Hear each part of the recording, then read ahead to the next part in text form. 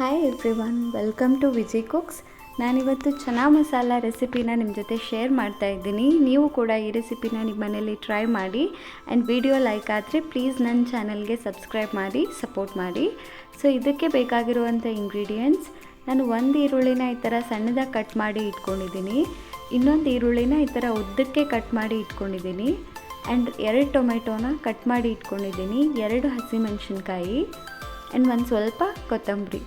ಸಣ್ಣದಾಗಿ ಕಟ್ ಮಾಡಿ ಇಟ್ಕೊಂಡಂಥ ಈರುಳ್ಳಿ ನನಗೆ ಫ್ರೈ ಮಾಡೋಕ್ಕೆ ಬೇಕು ಆ್ಯಂಡ್ ಉದ್ದಕ್ಕೆ ಕಟ್ ಮಾಡಿ ಇಟ್ಕೊಂಡಂಥ ಈರುಳ್ಳಿ ನನಗೆ ರುಬ್ಕೊಳ್ಳೋಕ್ಕೆ ಬೇಕು.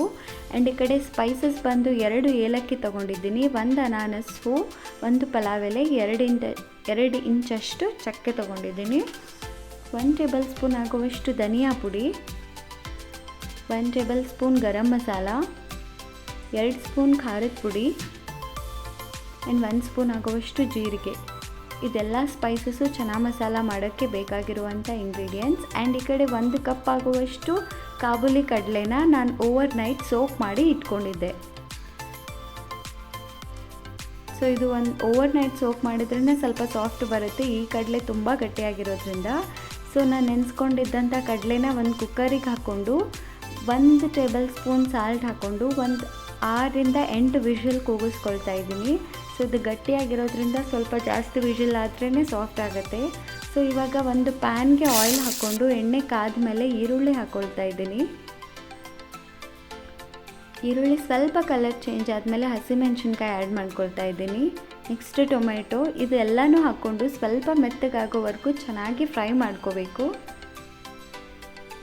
ನಾವು ಈರುಳ್ಳಿ ಟೊಮೆಟೊ ಎಷ್ಟು ಚೆನ್ನಾಗಿ ಫ್ರೈ ಮಾಡ್ಕೊಳ್ತೀವಿ, ಗ್ರೇವಿ ಅಷ್ಟು ರುಚಿಯಾಗಿ ಬರುತ್ತೆ. ಸೊ ಈ ಟೈಮಲ್ಲಿ ನಾನು ಸ್ವಲ್ಪ ಕೊತ್ತಂಬರಿ ಹಾಕ್ಕೊಳ್ತಾ ಇದ್ದೀನಿ. ಇದು ಕೂಡ ಒಂದು 2 ನಿಮಿಷ ಈ ಥರ ಫ್ರೈ ಮಾಡಿಕೊಂಡು ಗ್ಯಾಸ್ ಸ್ಟವ್ ಆಫ್ ಮಾಡ್ಕೊಳ್ತಾ ಇದ್ದೀನಿ.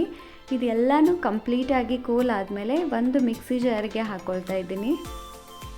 ಸೊ ಇದ್ರ ಜೊತೆಗೆ ನಾನು ಕುದಿಸ್ಕೊಂಡಿದ್ದಂಥ ಕಡಲೆನ ತೋರಿಸ್ತೀನಿ ನೋಡಿ, ಈ ಹದಕ್ಕೆ ಬಂದಿರಬೇಕು. ಸೊ ಇವಾಗ 1-2 ಟೇಬಲ್ ಸ್ಪೂನ್ ಕಡಲೆ ಕೂಡ ಹಾಕ್ಕೊಂಡು ಈ ಥರ ಒಂದು ಪೇಸ್ಟ್ ರೆಡಿ ಮಾಡಿಕೊಂಡೆ. ಸೊ ಇವಾಗ ಒಂದು ಬಾಣಲೆಗೆ ಎಣ್ಣೆ ಹಾಕಿ ಅನಾನಸ್ ಹೂವು, ಚಕ್ಕೆ, ಪಲಾವ್ ಎಲೆ, ಜೀರಿಗೆ ಹಾಕ್ಕೊಳ್ತಾ ಇದ್ದೀನಿ. ನೆಕ್ಸ್ಟ್ ಕಟ್ ಮಾಡಿ ಇಟ್ಕೊಂಡಂಥ ಈರುಳ್ಳಿ ಹಾಕ್ಕೊಂಡು ಸ್ವಲ್ಪ ಕಲರ್ ಚೇಂಜ್ ಆಗೋವರೆಗೂ ಫ್ರೈ ಮಾಡಿ. ಆ್ಯಂಡ್ ಇವಾಗ 1 ಟೇಬಲ್ ಸ್ಪೂನ್ ಆಗುವಷ್ಟು ಜಿಂಜರ್ ಗಾರ್ಲಿಕ್ ಪೇಸ್ಟ್ ಹಾಕ್ಕೊಳ್ತಾ ಇದ್ದೀನಿ. ಹಸಿ ವಾಸನೆ ಎಲ್ಲ ಹೋಗೋವರೆಗೂ ಫ್ರೈ ಮಾಡ್ಕೋಬೇಕು. ಸೊ ಇವಾಗ ಇದು ಹಸಿ ವಾಸನೆ ಹೋದ್ಮೇಲೆ ಖಾರದ ಪುಡಿ, ಗರಂ ಮಸಾಲ, ಧನಿಯಾ ಪೌಡ್ರ್ ಹಾಕ್ಕೊಂಡು ಇದನ್ನು ಕೂಡ ಆಯಿಲಲ್ಲಿ ಫ್ರೈ ಮಾಡ್ಕೊಳ್ತಾ ಇದ್ದೀನಿ. ಸೊ ಮಸಾಲ ಎಲ್ಲ ಆಯಿಲ್ ಜೊತೆ ಚೆನ್ನಾಗಿ ಮಿಕ್ಸ್ ಆದಮೇಲೆ ಕುದಿಸ್ಕೊಂಡಂಥ ಕಡಲೆಕಾಳು ಹಾಕ್ಕೊಳ್ತಾ ಇದ್ದೀನಿ. ಈ ಕುದಿಸಿದ ಕಡಲೆಕಾಳು ಕೂಡ ಆಯಿಲಲ್ಲಿ ಚೆನ್ನಾಗಿ 1-2 ನಿಮಿಷ ಫ್ರೈ ಆಗಬೇಕು, ಸಾಫ್ಟ್ನೆಸ್ ಬರೋಕ್ಕೆ ಅಷ್ಟೇ.